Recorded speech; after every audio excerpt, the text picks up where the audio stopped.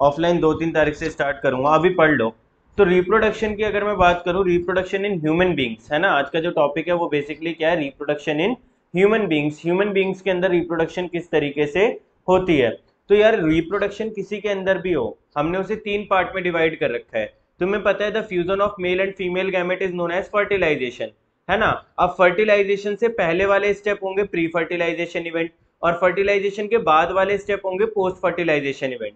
इतना तो सबको समझ में आता है। अब ह्यूमन रिप्रोडक्शन में किस तरीके से इवेंट वन बाय वन चलते हैं वो हमें देखना है ना। देखो यार, सबसे पहले अगर मैं ह्यूमन रिप्रोडक्शन की बात करूं, तो सबसे पहले तुम पढ़ोगे गैमेट फॉर्मेशन। गैमेट फॉर्मेशन यानी स्पर्मेटोजेनेसिस। क्या पढ़ोगे? स्पर्मेटोजेनेसिस। तो first is your spermatogenesis and second is oogenesis। First is spermatogenesis and second is oogenesis। अब बेटा क्या है, स्पर्मेटोजेनेसिस है पहला और दूसरा है oogenesis। The process of formation of sperm is known as spermatogenesis and the process of formation of ova is known as oogenesis। एक बार स्पर्म और ओवा बन गए तो क्या होगा बेटा, इन दोनों का फ्यूजन होगा, डेट इज योर फर्टिलाइजेशन। तो नेक्स्ट प्रोसेस कौन सी होगी ह्यूमन रिप्रोडक्शन में? फर्टिलाइजेशन। अब बेटा एक बार अगर फर्टिलाइजेशन हो गई तो नेक्स्ट स्टेप क्या होगा, जाइगोट बन गया तो अब बच्चा डेवलप करेगा, this is known as embryo development. अब कौन सी प्रोसेस चलेगी? एम्ब्रियो डेवलपमेंट की, है ना। एम्ब्रियो डेवलपमेंट के बाद बेटा जो नेक्स्ट, मतलब एम्ब्रियो डेवलपमेंट माँ के पेट के अंदर चल रही है और कितने महीने तक चलती है? 9 महीने तक चलती है। इस पीरियड को, ये जो टाइम पीरियड है, इस टाइम पीरियड को हम बोलते हैं गेस्टेशन पीरियड। क्या बोलते हैं? Gestation period. बेटा क्या होता है गेस्टेशन पीरियड, बताओ मुझे, व्हाट इज गेस्टेशन पीरियड, जल्दी बताओ। Yes, the period of development of embryo is known as gestation period, है ना, गेस्टेशन पीरियड कहते हैं उसे। फिर बेटा गेस्टेशन पीरियड हो गया, गेस्टेशन पीरियड में क्या हुआ, एम्ब्रियो क्या हुआ, डेवलप हुआ। तो फर्टिलाइजेशन हुई, एम्ब्रियो डेवलपमेंट हुई, इस पीरियड को हमने क्या बोला, गेस्टेशन पीरियड।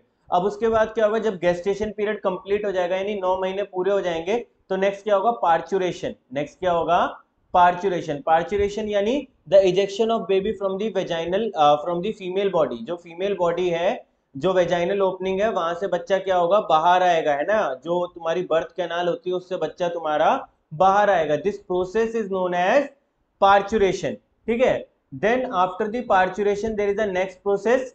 तो क्या क्या हुआ बेटा, spermatogenesis, oogenesis, fertilisation, embryo development, gestation, parturition and finally क्या हुआ बेटा, लास्ट, जल्दी बताओ।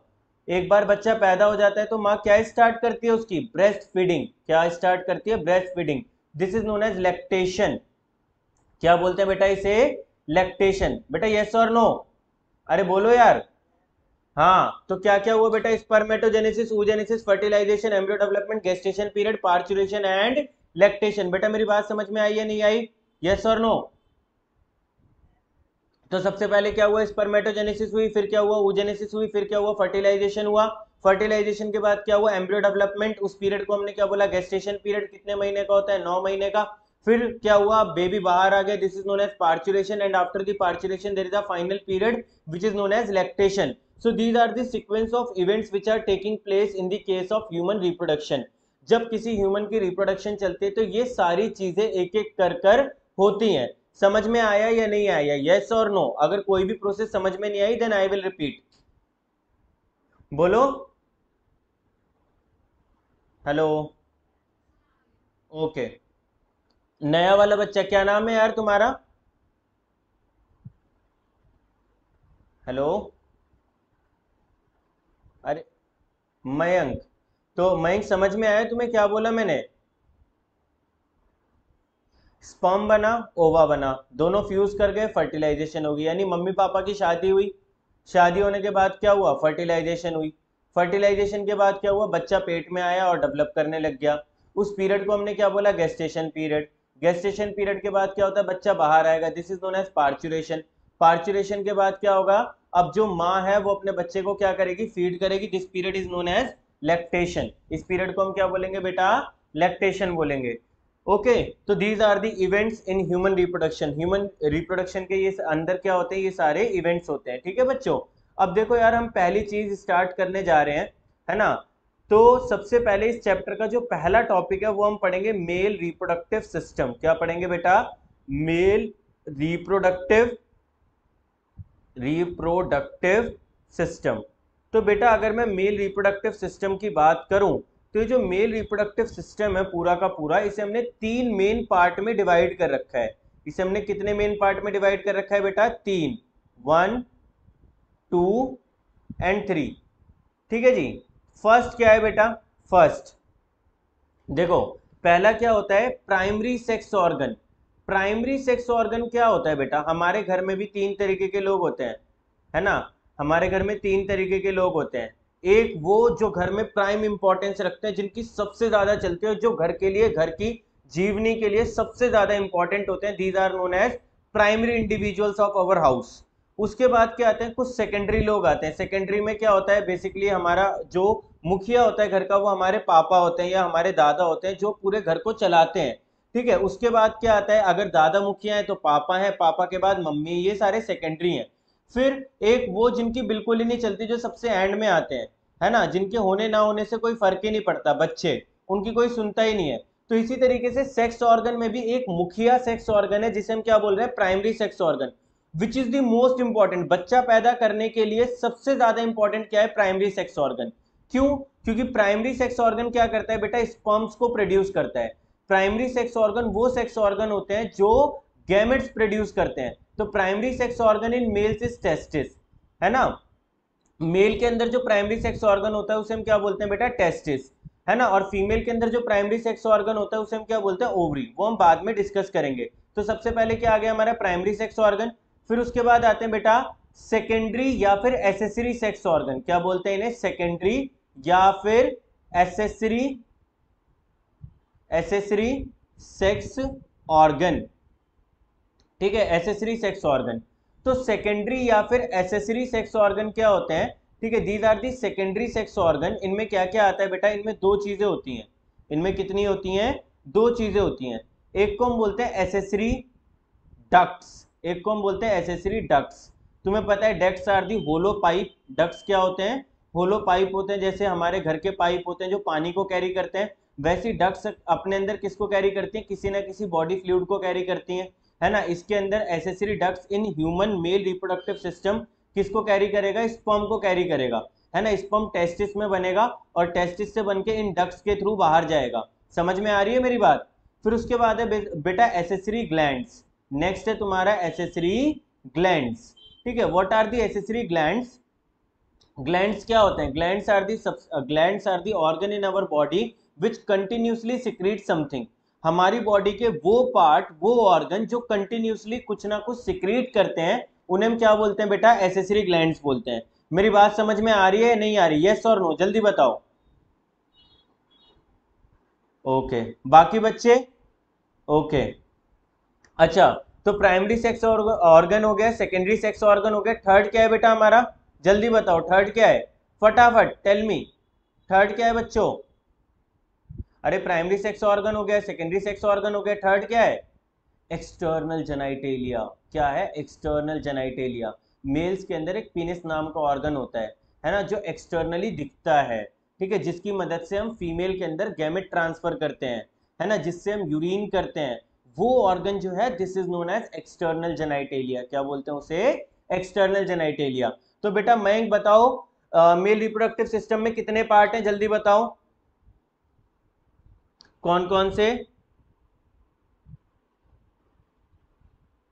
हाँ, हाँ, प्राइमरी, सेकेंडरी और S external genitalia. External genitalia या फिर एक्सटर्नल, हाँ मतलब एक्सटर्नल जेनाइटेलिया बोलो इसे। ठीक है, तो एक्सटर्नल जेनाइटेलिया में क्या आता है बेटा? हमारा पीनस। ठीक है, जिसे हम क्या बोलते हैं? पीनस।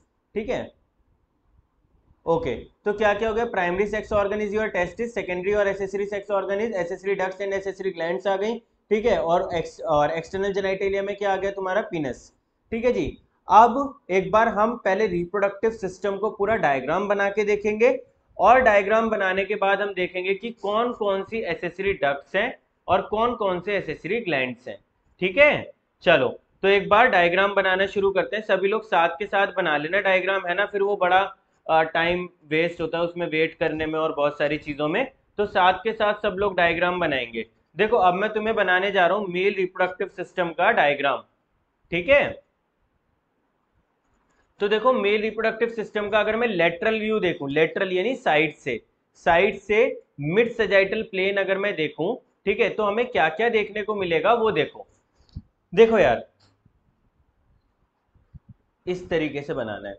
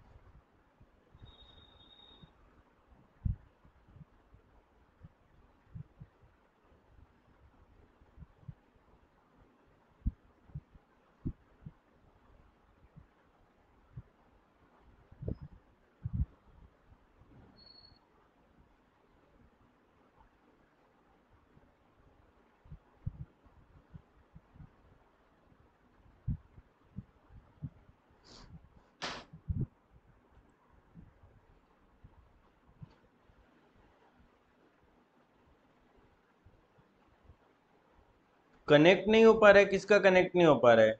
कनेक्टेड तो है। सबका डिस्कनेक्ट हो गया क्या? किस किस का डिस्कनेक्ट हुआ है? दो बच्चों का हो रहा है, तो इनसे बोलो दोबारा। प्रियांशी का डिस्कनेक्ट हुआ है, रीज्वाइन करो फिर।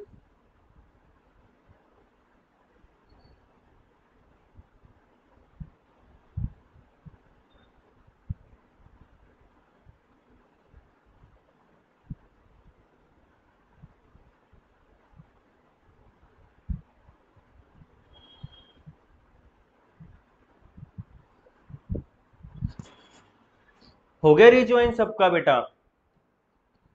उनसे बोलो ग्रुप पे यार रीज्वाइन करें। तो बेटा ये है तुम्हारा टेस्टिस, ठीक है, this is the primary sex organ, as I told you primary sex organ is testis. अभी इसका डिटेल स्ट्रक्चर भी पढ़ेंगे। तो ये हो गया तुम्हारा टेस्टिस। टेस्टिस जो होते हैं वो बॉडी के बाहर एक सैक में पड़े होते हैं। This sac is known as scrotal sac. इसे हम क्या बोलते हैं? स्क्रोटल सैक या फिर स्क्रोटम, है ना। स्क्रोटम एक पाउच होता है जो कि टेस्टिस को कैरी करता है, और ये टेस्टिस बॉडी से बाहर होते हैं, ठीक है। टेस्टिस बॉडी से क्या होते हैं? बाहर होते हैं। टू मेंटेन, टू मेंटेन क्यों होते हैं उसका सिग्निफिकेंस अभी बाद में बताऊंगा, अभी पहले बना लेते हैं एक बार, ठीक है। उसके बाद अभी पहले हम सारे के सारे एसेसरी डक्ट्स मार्क करेंगे, और एसेसरी डक्ट्स के बाद हम लोग मार्क करेंगे एसेसरी ग्लैंड्स। बेटा ये तुम्हारा है bladder, this is your bladder, है ना। और ये टेस्टिस से एक ऐसा इरेगुलर स्ट्रक्चर निकलता है, this is known as epididymis. क्या बोलते हैं? एपिडिडाइमस। अब ये जो एपिडिडाइमस होता है, इससे क्या होता है? एक वास डिफरेंशिया निकलता है। ये वास डिफरेंशिया ऐसे घूमता है यूं ऊपर से, ऐसे, ठीक है, इस तरीके से, और ये आकर यूरेथ्रा से कंबाइन हो जाता है। इसी वजह से देखो ये तो आगे स्पर्म, स्पर्म कहाँ बन रहा है बेटा? यहाँ पर। वो यहाँ से घूमता हुआ ऐसे पूरा पाथ कवर करके यहाँ पर आता है, ठीक है जी, यहाँ पर आता है वो। और ये क्या है? यूरिन। ये क्या है तुम्हारा? यूरिन। तो यहाँ से यूरिन आता है और यहाँ से स्पर्म आता है। इसी वजह से सेम टाइम पर यूरिन और स्पर्म नहीं आते। जब स्पर्म आएगा तो 10-15 मिनट तक तुम्हें क्या नहीं लगेगा? यूरिन, यूरिन लग भी रहा होगा लेकिन बाहर नहीं आएगा। और जब तुम्हारे सीमेन, और जब तुम्हारा यूरिन निकला होगा उसके 2-3 मिनट तक तुम्हारा सीमेन नहीं निकलेगा। समझ रहे हो मेरी बात?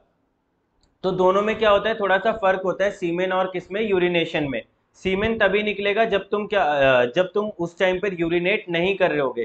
तो सेम टाइम पर यूरिनेशन और बोलो इजैकुलेशन नहीं होती, एक टाइम पर एक ही काम होता है ना। या तो इजैकुलेशन होगी या फिर यूरिनेशन होगी। समझ में आ गई मेरी बात? अरे बोलो यार। ओके।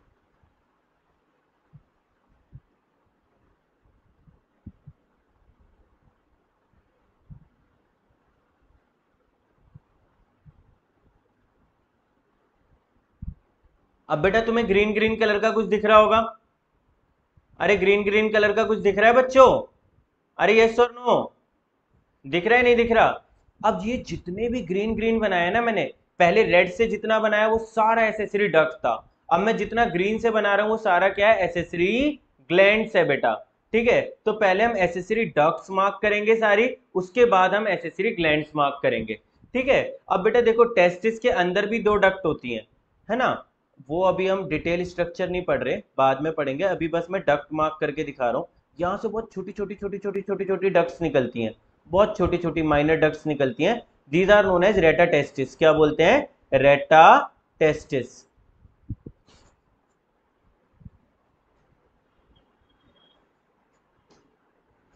इन डक्ट्स को हम क्या बोलते हैं बेटा, रेटा टेस्टिस बोलते हैं। क्या बोलते हैं, रेटी टेस्टिस। अब ये रेटी टेस्टिस सारी आपस में कंबाइन हो जाती हैं और कंबाइन होकर एक नई डक्ट बनाती हैं। ये दिख रही है छोटी सी नई duct, this is known as vasa efferentia. क्या बोलते हैं, वासा एफ्रेंशिया। वासा एफ्रेंशिया। तो वासा एफ्रेंशिया कहाँ पर होती है बेटा, अरे यार एक मिनट, लैपटॉप की बैटरी लो है।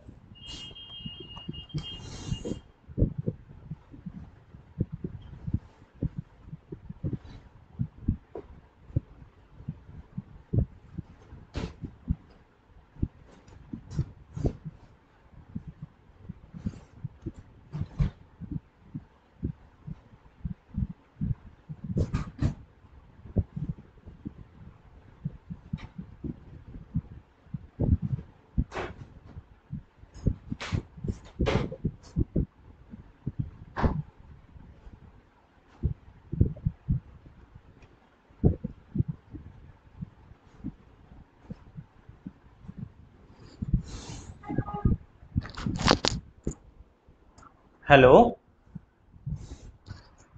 हाँ। तो बेटा ये हो गया तुम्हारा वासा एफ्रेंशिया। और ये जो ऐसा इरेगुलर स्ट्रक्चर है ना, बिल्कुल रेटिकुलर टाइप है ना, ऐसे ऐसे, ये स्प्रिंग टाइप का, इसे हम बोलते हैं एपिडिडाइमिस। क्या बोलते हैं, एपिडिडाइमिस। ठीक है, एपिडिडाइमिस। अब उसके बाद बेटा देखो एपिडिडाइमस हो गया, ये क्या हो गया, वासा एफ्रेंशिया हो गया, ये एपिडिडाइमस हो गया। अब एपिडिडाइमस से क्या निकलेगा, वासा डिफरेंशिया। वासा डिफरेंशिया। अब कई बच्चे ना कंफ्यूज हो गए होंगे, सर हमें कैसे पता लगेगा अंदर वाला वासा एफ्रेंशिया है, बाहर वाला वासा डिफरेंशिया है। मैं भी कंफ्यूज हो जाता था भाई, है ना। कोई डरने वाली बात नहीं है, मतलब कोई ऐसी शर्म की बात नहीं है, मैं भी कंफ्यूज होता था। तो मैं तुम्हें बता दूं कैसे तुम याद करोगे। पहले एपिडिडाइमस देखो, एपिडिडाइमस, एपिडिडाइमस में कहां से शुरू हो रहा है, ई से, यानी पहले क्या आ रहा है, वासा एफ्रेंशिया। ठीक है, फिर क्या आ रहा है बेटा, डी। फिर क्या आ रहा है, डी। तो यानी बाद में क्या आ रहा है, वासा डिफरेंशिया। अब याद रहेगा सबको, कोई कंफ्यूजन तो नहीं है, अरे बोलो यार। हाँ okay. So this is your vasa efferentia, this is your epididymis and this is your vasa differentia, है ना। ये क्या हो गया बेटा, तुम्हारा vasa differentia हो गया। अब देखो यार, तीन मैंने तुम्हें बोला था, देर आर 3 एसेसरी ग्लैंड्स, है ना। कितने एसेसरी ग्लैंड्स हैं बच्चों, 3 एसेसरी ग्लैंड्स हैं, है ना। ये वाला जो ग्लैंड है इसे हम बोलते हैं प्रोस्टेट ग्लैंड। क्या बोलते हैं, प्रोस्टेट ग्लैंड। क्या बोलते हैं, प्रोस्टेट ग्लैंड। प्रोस्टेट कैंसर सुना होगा तुमने, है ना। प्रोस्टेट कैंसर बहुत कॉमनली आता है ना। सुना भी होगा, अगर किसी के घर में दादा होंगे तो हुआ भी होगा कि एकदम पेशाब करने में दर्द हो रहा है ना, सुना है कभी। हेलो, हाँ। तो ये जर्नली बाबाओं के साथ, इवन हमारे साथ भी होगा, है ना। अप्रोक्सीमेटली 95% मेल इससे सफ़र करते हैं। तो हमारे साथ भी हो सकता है ये लेटर स्टेजेस में हो, प्रोस्टेट ग्लैंड कैंसर। तो इसका बहुत नॉर्मल है, इसकी सर्जरी रिमूव हो जाती है, मतलब सर्जिकली ये क्या हो जाता है, प्रोस्टेट ग्लैंड रिमूव हो जाता है ना। तो ये हो गया तुम्हारा प्रोस्टेट ग्लैंड। अब प्रोस्टेट ग्लैंड के बाद क्या है बेटा, ये वाला जो दिख रहा है, this is known as seminal vesicle. क्या बोलते हैं इसे, समाइनल वेसाइकल्स। ठीक है, समाइनल वेसाइकल्स।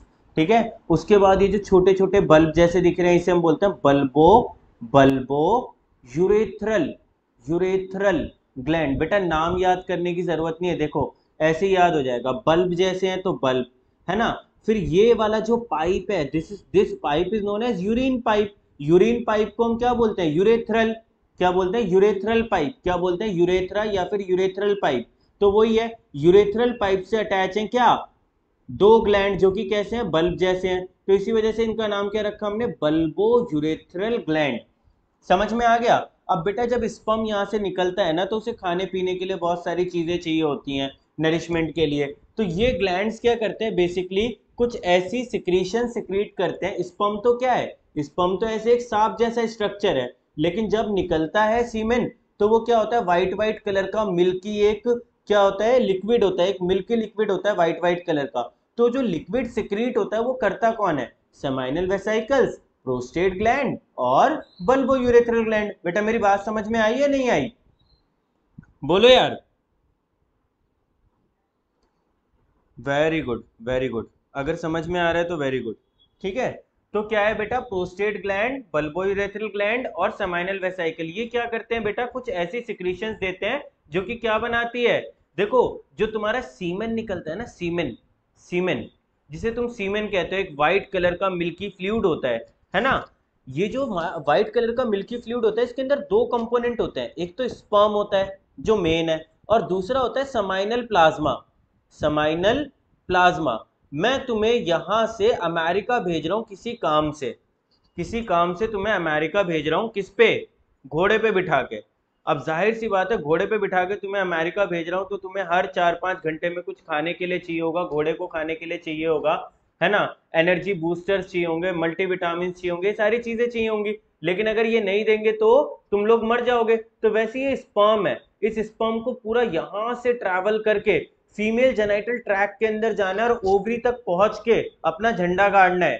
ठीक है, तो इसलिए इसके अंदर पूरी क्या होनी चाहिए, एनर्जी होनी चाहिए। और ये एनर्जी कहां से आती है, इन सारी फ्लूइड से आती है। बेटा मेरी बात समझ में आई या नहीं आई, यस और नो, जल्दी बताओ। चलो very good. So this is your semen. Semen क्या होता है, स्पर्म प्लस समय। हाँ बोलो, हाँ बोलो, हेलो। बेटा आवाज नहीं आ रही, आवाज कट रही है तुम्हारी। एक मिनट, मैं नेटवर्क चेंज करके, अरे यार बाहर वाला। बेटा टाइप कर दो, चलो फटाफट टाइप कर दो, मैं टाइपिंग में देख लेता हूँ, टाइप कर दो, या ग्रुप पे मैसेज कर दो, जो भी डाउट है ग्रुप पे मैसेज कर दो।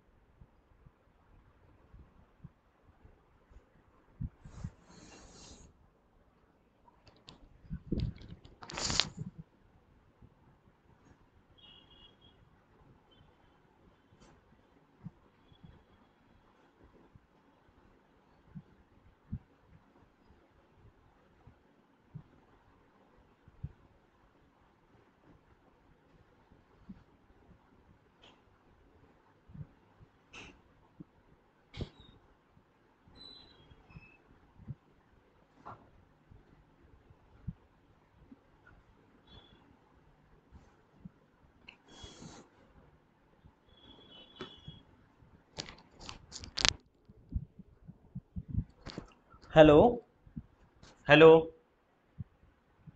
हेलो, आवाज आ रही है मेरी। हाँ किसको डाउट था, वो मैसेज नहीं करा बच्चे ने। बेटा ये लेबलिंग कर लो पूरे डायग्राम की फटाफट, है ना। ये तुम्हारा हो गया ब्लैडर जिसमें तुम्हारा यूरिन स्टोर होता है, तो ये हो गया तुम्हारा bladder, this is your bladder. ठीक है, ये हो गया तुम्हारा testis which is the primary sex organ, so this is your testis which is your primary sex organ, है ना, जिसके अंदर स्पर्म बना, स्पर्म इन डक्ट से ट्रैवल करते हुए कहाँ पर जाएगा, यहाँ से बाहर निकल जाएगा। ठीक है जी, और इस स्पर्म को नरिशमेंट प्रोवाइड करने के लिए कहाँ कहाँ से सिक्रीशन आएंगी, prostate gland, seminal vesicle and bulbourethral gland. तो डक्ट्स का काम क्या हुआ, डक्ट्स एक पैसेज प्रोवाइड कर रही हैं किसको, सीमेन को, है ना। और दूसरा डक्ट्स का काम क्या होता है, डक्ट्स ना मेच्योर करने में भी हेल्प करती हैं, डक्ट्स क्या करती हैं, मेच्योर करती हैं स्पर्म को, वो हम आगे डिस्कस करेंगे एक बार। सो बेटा ये डायग्राम बनाओ भी फटाफट, जल्दी बनाओ। और कल की क्लास में ना मैं तुम्हें सारा लिखवाऊंगा, आज नहीं लिखवा पाऊंगा, मुझे कॉलेज की ना एक वीडियो तैयार करके देनी है, मतलब एक छोटी सी वीडियो है वो बना के देनी है।